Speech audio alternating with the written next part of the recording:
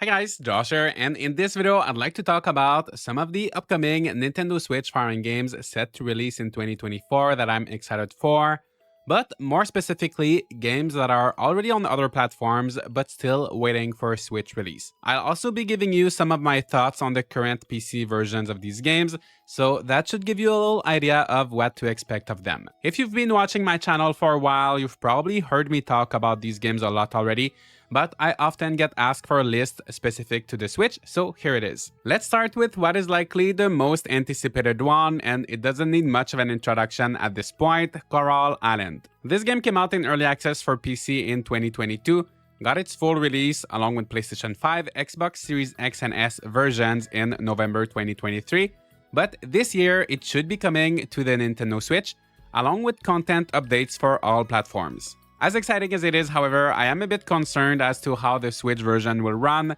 I've seen a lot of people mentioning bugs and performance issues with the current console versions, more specifically on Xbox, and I'm assuming the Switch version will most likely use lower graphical settings, but I hope it will at least be able to run smoothly. That being said, however, Coral Island is a really fun game with a ton of content, and I think it will get even better later this year with upcoming content updates. As of right now, there are a few things that can't be accessed or completed in the game.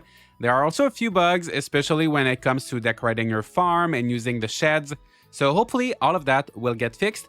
But having this game on the Switch will be a great alternative for those who want to enjoy this game on a handheld console. Then we have Moonstone Island. This game released on Steam in September 2023, and it will be getting a Switch port in spring 2024. This one is a really fun combination of farming, creature taming with a card-based battle system, along with some exploration. The farming and life sim elements like the romance are fairly simple, but it's a really charming game. The combat has just the right amount of strategy, the creatures are very unique and fun to collect, and it feels different from any other games on this list. In terms of performance, my guess, and keep in mind this is just a guess based on my experience with the Switch and similar games, but I think Moonstone Island should run pretty well on the Switch. I'm about 20 hours into this game on PC, but there is a weird bug right now that's preventing me from continuing the story. So instead of starting over on PC, I will just wait for the Switch version to release later this spring, and it will be a great game to play on that console.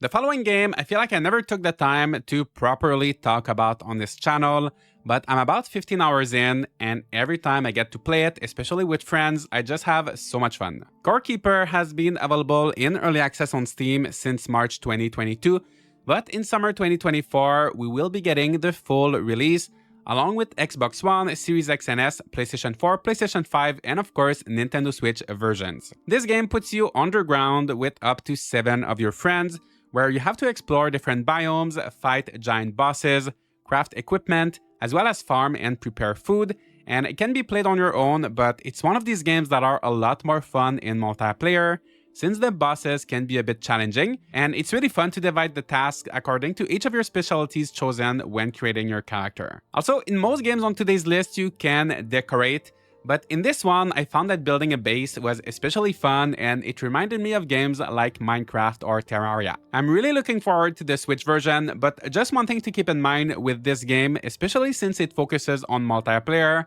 is that it will not support cross-platform play, so you will have to be on the same platform as your friends in order to play together, or at least on the same family of consoles. So for example, PS4 and PS5 players will be able to play together, but not PS5 and Switch or PC and Switch. It's really an amazing game, however, and I'm looking forward to playing it more, but I think just like Moonstone Island, I'll probably wait before playing it too much, and I will start over when it comes out for the Switch. Next we have Sun Haven, another really fun game to play with up to 7 of your friends, but also a really good time on your own. This game released in early access on Steam in 2021, got its full release in 2023, and should be receiving its Switch version sometime in 2024. This game has a lot to offer, tons of character customization options, tons of different skills to build your character however you'd like, 3 towns and 3 completely different farms to take care of and decorate, and I have close to 100 hours into this game and there's just so much, I feel like I'm just getting started. In one way, it is fun, but keep in mind, it can also feel slightly overwhelming,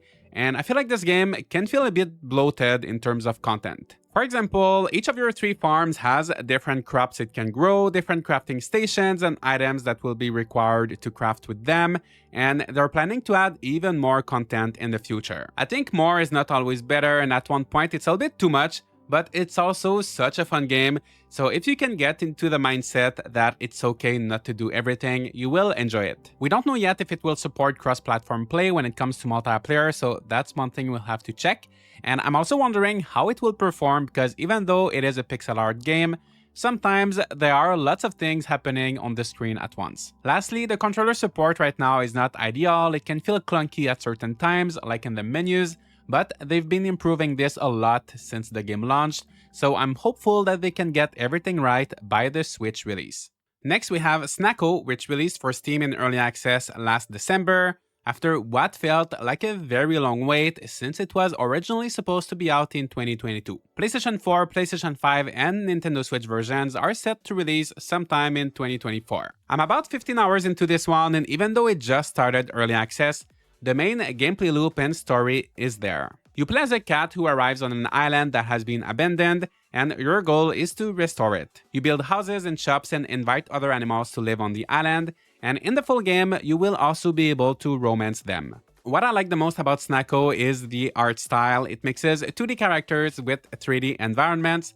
The world is so vibrant and colorful. I love the animations and the music, and overall, it has a very charming atmosphere. I have experienced quite a few bugs playing this game, but the team of 2 developers behind it is hard at work and releasing updates every few days, so whenever I had an issue, I never had to wait too long for it to get fixed, and it seems like they're also very good at listening to the players' feedback, and they already made tons of changes to the UI, for example in the shops or in the build mode, to make the experience more convenient, especially for those playing with controllers or a Steam Deck. You can tell that there is so much love and care being put into this game, and I can't wait for more people to enjoy it when it comes to the Switch. The last game for today is currently out for Kickstarter backers who paid for the alpha version, but it should be getting its full release on Steam during the second quarter of 2024, and there are plans for console versions including the Nintendo Switch at a later point in time, but it could be later than 2024. Pixelia is a live sim game that reminds me of Flash games like Stick RPG,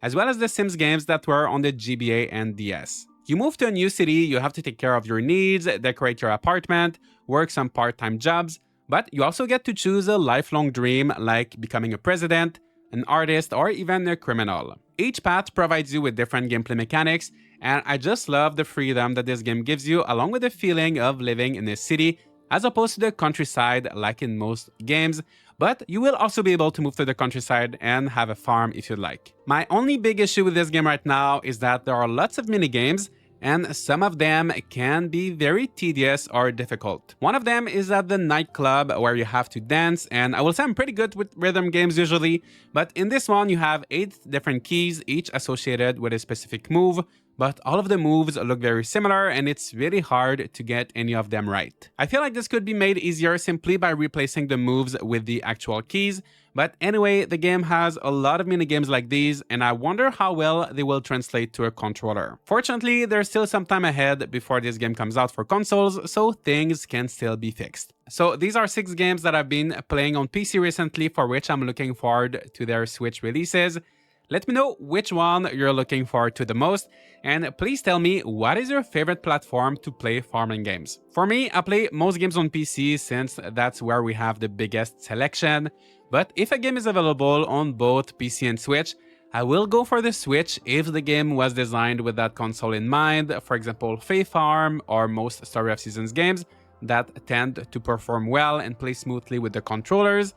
But then if a game is a clear downgrade from the PC version, like My Time at Sandrock or Pixelia, then I stick to PC. But let me know what you're doing, leave a like and subscribe for more content like this, and I'll see you all in the next video.